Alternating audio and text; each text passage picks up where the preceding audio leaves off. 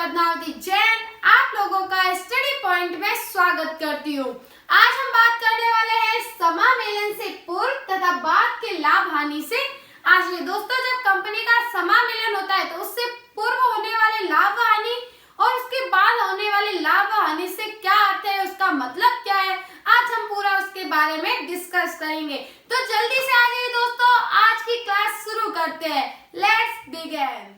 तो जैसे कि मैंने आपको अभी बताया कि हम बात करने वाले हैं समामेलन से पूर्व तथा बाद के लाभ हानि से आशय क्या होता है। तो देखिए दोस्तों, जब भी कंपनी का समामेलन होता है, कंपनी अधिनियम 2013, कंपनी अधिनियम 2013 के अनुसार कंपनी अस्तित्व में तब आती है जब कंपनी का अधिनियमानुसार पंजीकरण या समामेलन होता है। समामेलन कह दो या फिर पंजीकरण कह दो। आप लोगों को अच्छी तरह पता होगा दोस्तों, कोई भी कंपनी है वो अस्तित्व में तभी आ सकती है जब उसका पंजीकरण या समामेलन किया जाए, अन्यथा वो कंपनी नहीं कहलाएगी। एक कंपनी का वास्तविक अस्तित्व जो है वो तभी आएगा जब उसका समामेलन या पंजीकरण, वो भी अधिनियमानुसार, कंपनी की जो अधिनियम है उसके अनुसार करवाया जाएगा। तो वो तो होता है कंपनी के बारे। अब समामेलन से पूर्व तथा बाद में कैसे, जैसे कि कुछ लोग होते हैं, कुछ कंपनियां, चालू कंपनियां क्रय कर दी जाती है, मतलब ऐसी कंपनियां जो चल रही है और उसे क्रय कर दिया जाता है। तो कंपनी तो क्रय कर दी जाती है किसी और तिथि को, पर उसका जो समामेलन प्रमाण पत्र होता है वो कुछ समय पश्चात आता है। पर कंपनी अस्तित्व में कब आती है, जब उसका समामेलन प्रमाण पत्र प्राप्त होता है। तो जब चालू कंपनियां क्रय की जाती है तब उसका समामेलन प्रमाण पत्र कुछ समय बाद हमें प्राप्त होता है। जैसे कि आपको एक एग्जांपल के थ्रू समझाया जाए, तो जैसे कि हमने एक कंपनी थी, वो 1 जुलाई 2018 को क्रय की।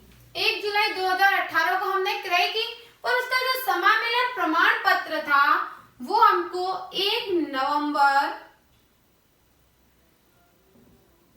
2018 को प्राप्त हुआ। 1 नवंबर 2018 को प्राप्त हुआ।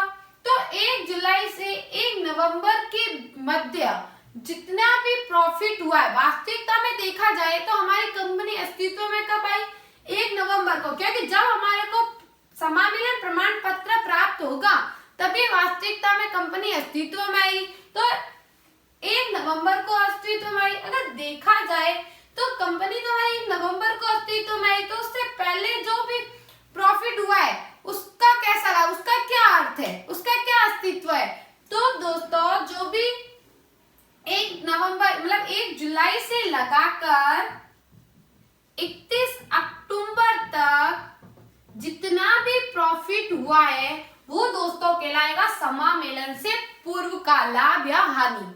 जो भी 1 जुलाई से 31 अक्टूबर के बीच है, मतलब समामेलन प्रमाण पत्र प्राप्त होने से पहले, तो वो पूर्व का कहलाएगा। और जितना भी 1 जुलाई और 31 अक्टूबर के मध्य हमारा लाभ हुआ है वो हम किसमें ट्रांसफर कर देंगे, कैपिटल रिजर्व में। किसमें करेंगे, कैपिटल रिजर्व में। और मान लो अगर हानि भी है, क्योंकि देखिए दोस्तों, जो भी समामेलन से पूर्व हमें लाभ या हानि होगी वो पूंजीगत कहलाएगी। क्या कहलाएगी, पूंजीगत। इसे लाभांश के रूप में वितरित नहीं किया जा सकता।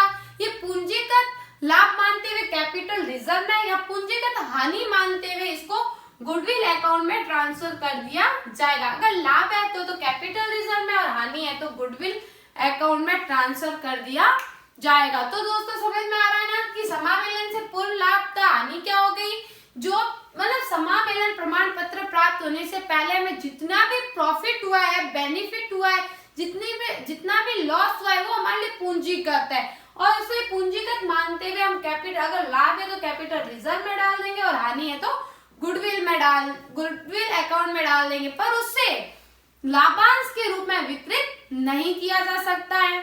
और फिर हम बात करते हैं कि जैसे ही हमें समामेलन प्रमाण पत्र दोस्तों प्राप्त हो जाता है तो उस दिन हमें हमारी सारे खाते बंद करने होते हैं। जिस दिन कंपनी को समामेलन प्रमाण पत्र प्राप्त होता है उस तिथि को कंपनी के सारे खाते क्या करने होते हैं, बंद करने होते हैं। जितने भी लाभ व हानि है, जितनी भी पूंजीगत लाभ व हानि है वो कंपनी को कैपिटल रिजर्व और गुडविल अकाउंट में ट्रांसफर करनी होती है। पर मान लीजिए कि अगर कंपनी समामेलन तिथि पर, जिस दिन समामेलन प्रमाण पत्र प्राप्त हुआ है उस तिथि पर, समामेलन तिथि पर अगर सारे खाते बंद नहीं कर पाती है और उसकी तिथि आगे निकल जाती है तो दोस्तों वो कहलाएगा समामेलन के बाद का लाभ या हानि, समामेलन के बाद का लाभ या हानि कहलाएगा। तो इसमें ऐसा होने पर उसको दो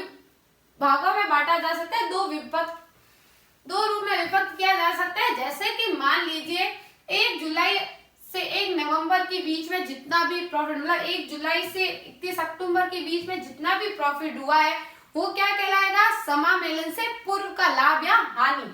जैसे कि हम खाते क्लोज कर रहे हैं, मान लो 31 मार्च 2019 को कर रहे हैं, 31 मार्च 2019 को कर रहे हैं, तो अगर मान लो हमने हमारे 1 जुलाई से 31 अक्टूबर के बीच में अगर हमारा जो भी प्रॉफिट लॉस हुआ है तो वो समामेलन से पूर्व का कहलाएगा। पर मान लो 1 नवंबर से सॉरी इधर भी गलती कर दी है मैंने,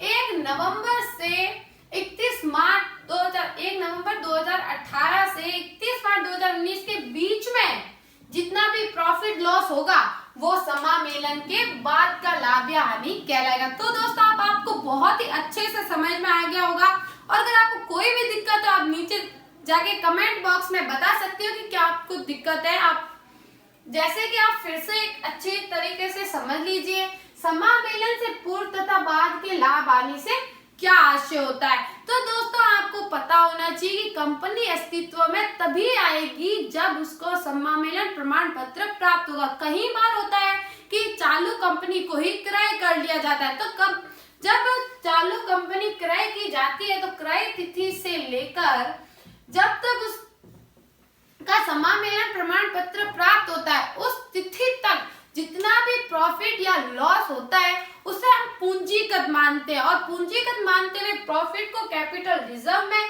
और लॉस मानते हुए गुडविल अकाउंट में उसको ट्रांसफर कर देते हैं। और अगर मान लो समामेलन प्रमाण पत्र प्राप्त हो जाता है तो उसी दिन कंपनी को सारे अपने अकाउंट बंद करने होते हैं, खाते क्लोज करने होते हैं, और जितनी भी पूंजीगत लाभ हानि है उसको कैपिटल रिजर्व और गुडविल में ट्रांसफर करनी होती है।